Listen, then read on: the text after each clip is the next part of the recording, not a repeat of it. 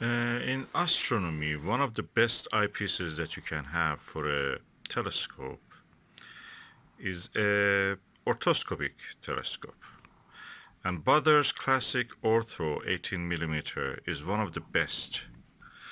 I was looking at the Al-Nitak, the star which is close to the Horsehead Nebula, and I was looking at the nebulosity to slightly to the uh, northwest of it, and I could see the nebulosity traces of it with using this orthoscopic with the Baader light pollution filter faintly. The stars were not very clear around it also, but I thought that I will give it a go with this Chinese 6 pound eyepiece which I bought. Is a SVBony Aspheric 23 millimeter 62 degrees, and I put the filter on this, the same Baader or light pollution filter on this. And surprise, surprise, the image first doesn't have any distortion. The stars are perfect. Second, the nebula is not a faint fuzzy anymore. It's clear. You can see details. I've seen such details only in my Schmidt-Cassegrain 8-inch one, which is this one here. But here I'm just using a Bushnell Voyager family telescope. It's a clone of the Edmond Scientific Astroscan. It's a 4.5-inch telescope, and it's amazing. I can see, I can see with this eyepiece what this was faintly were trying to show to me. It snaps to focus. Such a thing only in teleview probably you will see. Aspheric has plastic lens partly inside elements, but the rest of it is glass. 6 pound about it, it worth 10 times more, and I can tell you that probably even more. I tell 10 times more is just not enough. You can say 20 times more is probably like one of those delights or not it. Yeah, Nagler probably. It's not 82, it's 62 degrees. Probably is more like delight or definitely better than a Plusle. Okay, I have to correct myself. The flame nebula that I was referring is at the northeast. Yes, north, or should I say east northeast of the Alnita star. That is the dominant star in the near the Horsehead Nebula. Anyway,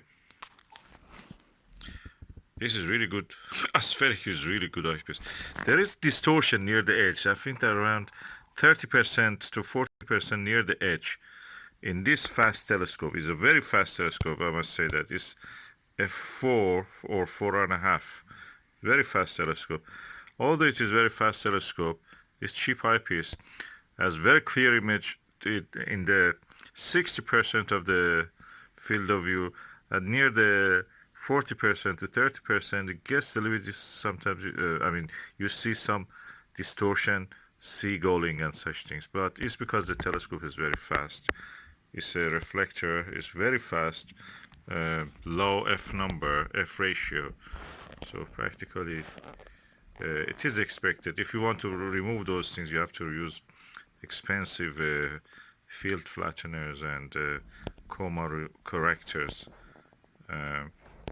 6 pound doesn't does the whole telescope doesn't worth one of these televiews.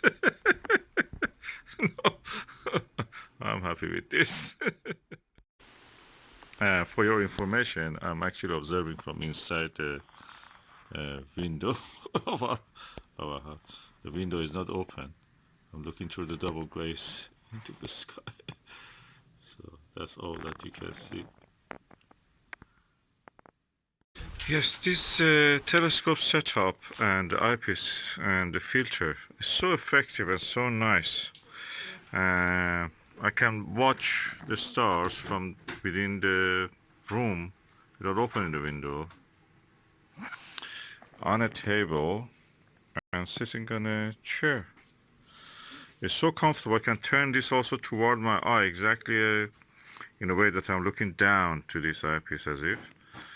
And surprise, surprise, I slept.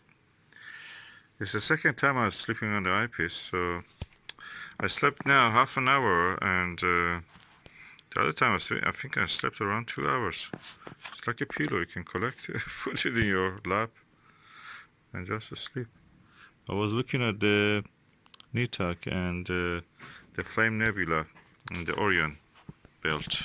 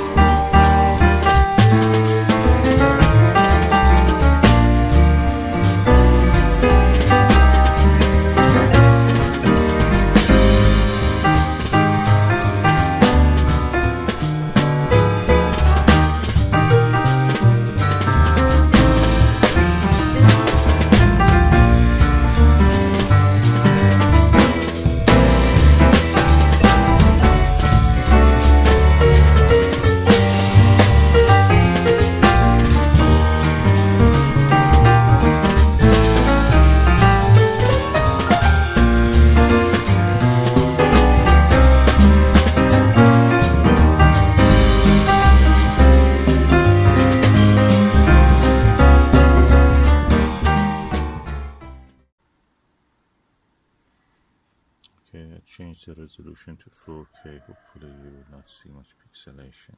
You will see anyway, but not as bad as it was.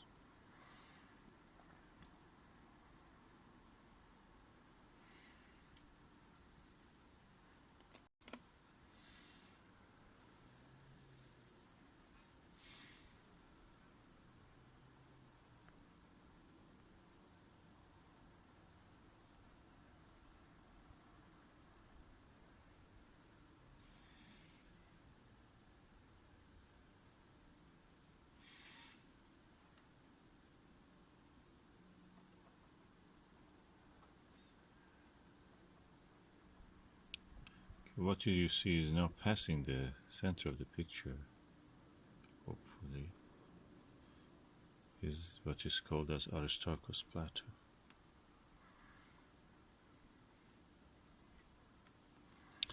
And the light is not very good, and also the clouds are causing a little bit. And you can see the color of it is different. So one of the olivine-rich area. Olivine is a metal that the mineral that exists in the mantle area of the planet's crust, mantle, core. If you remember, these are the layers of the planet's planetary bodies, which are made of rock or any other thing that has this kind of layering. Any object, differentiated object. Gravitational differentiation. So it's now passing the center, top of the center, above the center. And the brightest spot is the Aristarchus crater itself.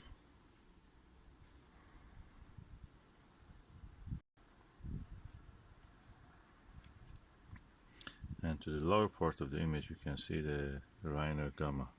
Oh, suddenly it became so clear. Try to bring it to the center. Yeah, it's now right dead center.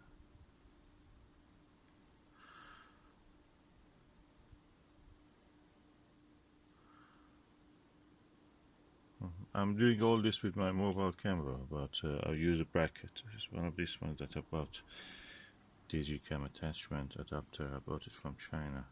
Really, I'm happy with the result.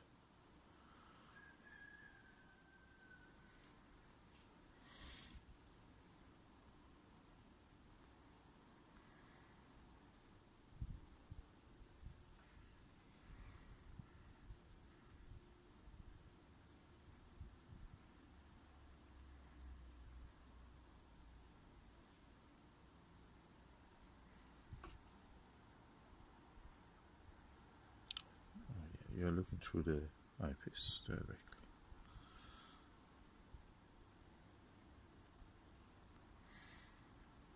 I just enjoy the view.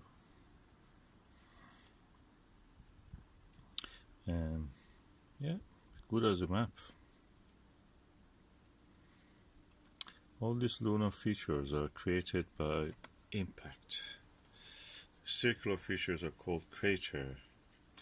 Well, the craters to me are superficial because what you see is the geological feature like mountains, faults, even faults.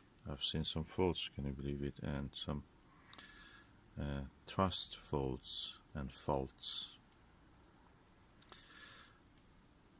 You have to look for them.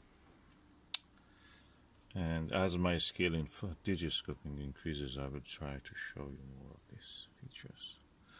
Aristarchus again is at 2 o'clock, and at 3 o'clock or 3:30 you can see the tiny dot of the Reiner Gamma, that magnetic anomaly. The superficial feature, they say that is because the soil of the moon, the lunar soil in that part, due to the magnetic field, could not be weathered, blackened, darkened by the solar wind, and that's the reason they have remained bright. They deflect the charged particles. You know that charged particles deflect in the magnetic field. So if there is a magnetic field there all the week, it is working. It's one of the interesting anomalies. You can imagine if you're a science writer, science fiction writer, you can write about that. Is a city or something trying to protect itself from the damaging and carcinogenous effects of the sun and magnetic storms from the sun. Yeah, that's actually I made a good story, you know. If you're writing, write it. You can write. Just give credit to me.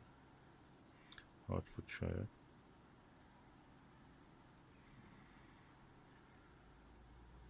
Beautiful, magnificent Caucasus Mountains.